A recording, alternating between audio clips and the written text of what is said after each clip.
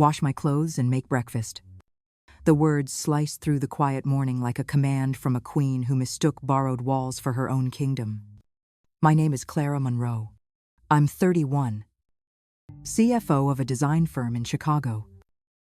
And the woman barking orders from the top of my stairs was my 27-year-old sister, Lila, who hadn't paid rent in 6 months. She stood there, robe half-tied, phone in hand, her smirk already written across her face. You heard me, Clara. It's the least you can do since I'm watching the house while you play boss lady at work. She leaned against the railing as if she owned both the view and the moment. I kept my tone even, the kind that scared people more than shouting ever could. If you want breakfast, Lila, there's cereal.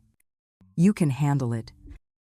Her laugh was short, sharp, and meant to sting. Wow. Attitude much.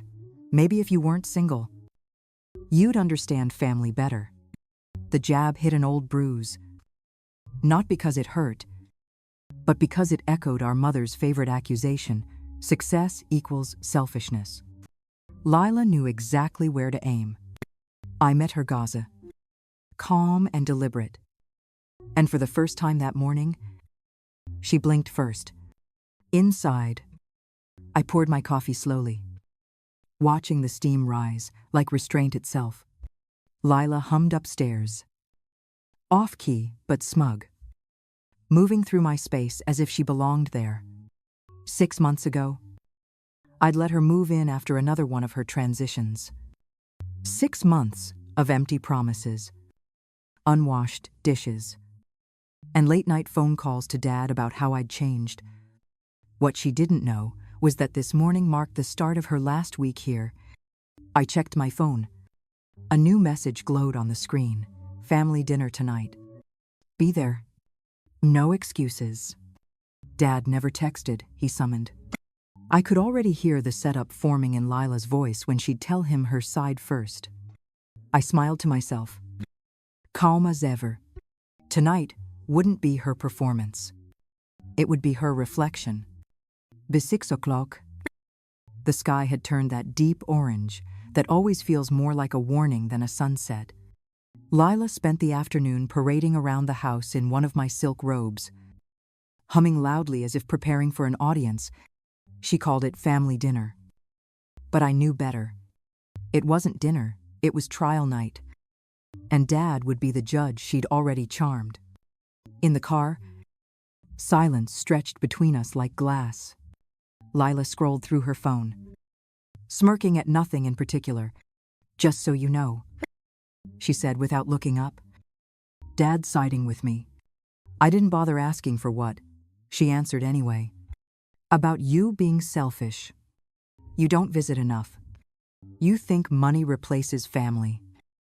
I almost laughed at the word money. How she spat it like poison while living entirely off mine.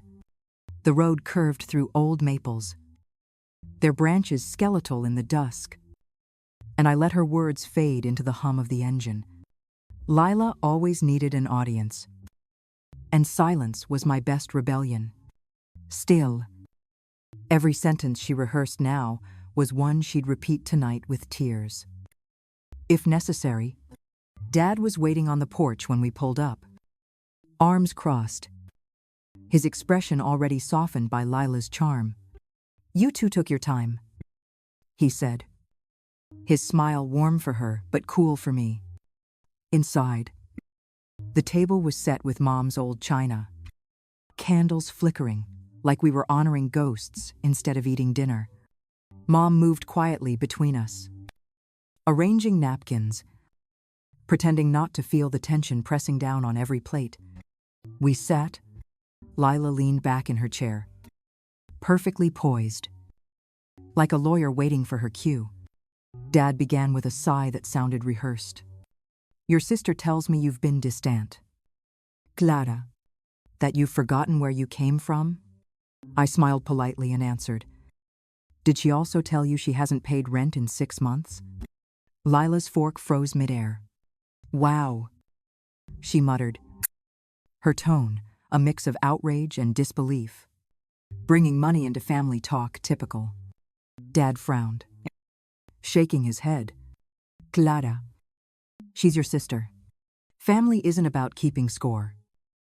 I folded my napkin slowly, keeping my eyes on him. You're right, Dad, I said evenly. Family isn't about keeping score. It's about honesty. The air shifted, sharp and heavy, as I met Lila's startled gaze. Tonight, honesty was the guest she hadn't invited. Lila's chair scraped against the floor as she leaned forward, her voice high and defensive. She's lying, she snapped. I meant to pay her back.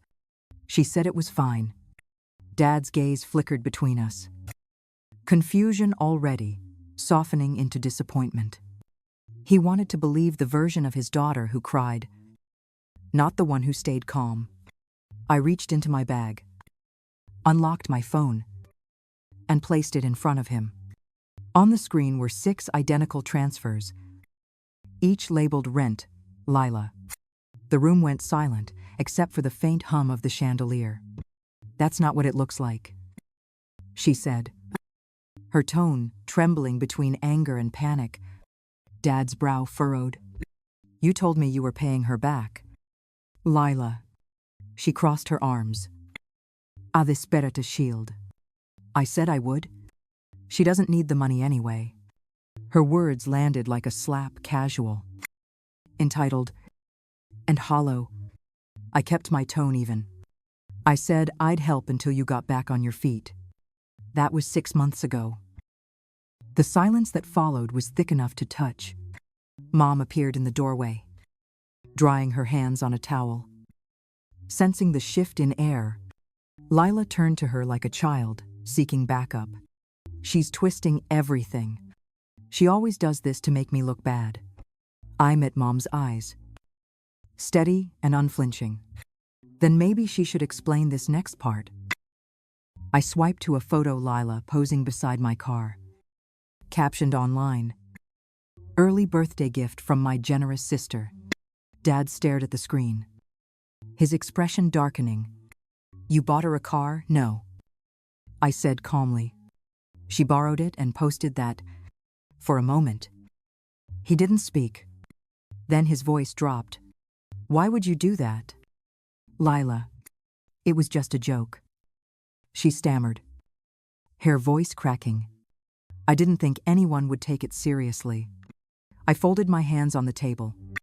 A joke that reached one of my clients, who congratulated me on my sister's modeling success. You humiliated me publicly. Lila, you made me your sponsor. Her lips trembled. You're so dramatic. I smiled faintly. If being responsible makes me dramatic, then maybe that's what adults sound like. The line hung there, sharp and quiet, cutting through every excuse she had left. Dad sank back in his chair, rubbing his temples. Enough, he muttered. But his eyes were still fixed on her. For the first time, he wasn't rushing to protect her. Lila looked small, her shoulders folding inward, the performance collapsing. Truth had finally stripped her of her costume, and there was nothing left for her to hide behind. Dad's voice was quiet but heavy. I think you owe your sister an apology. The words landed like a gavel, final and trembling. Lila's mouth fell open, disbelief replacing her usual confidence. So now I'm the villain, she shot back, her voice cracking. I didn't flinch. You just wrote your own ending. The calm in my tone seemed to shake her more than anger ever could. Her eyes darted toward Mom for rescue. But even Mom looked uneasy now, her fingers tightening around the edge of the tablecloth. For once, no one moved to save her. Lila rose abruptly, her chair screeching across the floor. You're making this into a big drama to make me look bad, her voice wavered. But I stayed seated. My posture steady, deliberate. You did that all by yourself. I said quietly. Dad pressed a hand to his forehead, exhaling a long breath that sounded like defeat. Mom finally spoke, her tone soft, pleading. Clara. Maybe let her stay until she finds her footing again. I turned to her, meeting her eyes with a calm that didn't need to defend itself. Every time I bend, she breaks me a little more. I'm done calling that love. The words lingered in the air, too honest to be softened. Lila's expression shifted from fury to fear. She looked at Dad, then at Mom, as if one of them would undo what she'd just heard. No one did. You can't just throw me out, she whispered. Dad's response was low, almost resigned.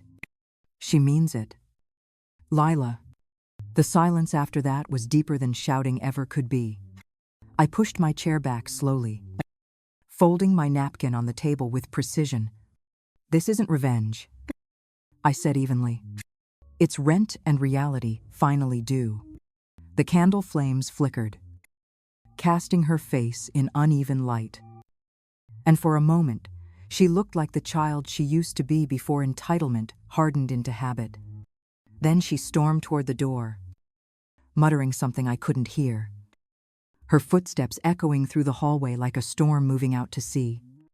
The photo frames on the wall rattled when the door slammed behind her. No one spoke. Only the quiet clink of silverware and the slow ticking of the dining room clock filled the space she left behind. The house was too quiet after that night. Even the usual creaks in the hallway seemed hesitant, as if the walls themselves were adjusting to peace. Lila avoided me for days, packing her things in bursts of noise, doors slamming, drawers scraping, muttered accusations that filled the silence she couldn't stand. I didn't answer once. Silence, I'd learned, unsettled her more than any argument ever could. By Monday morning, she was halfway through boxing her clothes, her voice drifting through the hallway like static. Ungrateful people, she murmured. Family betrayal. I passed her without stopping, coffee in hand, her words bouncing off me like pebbles on glass. Control didn't always look loud. Sometimes it looked like choosing not to speak. That same morning, my email lit up with congratulations.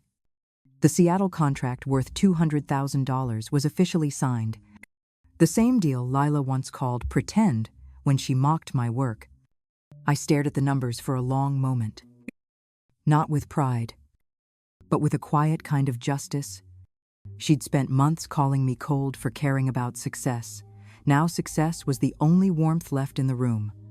On Wednesday, my phone buzzed again. It was Dad. His voice was softer this time. Slower.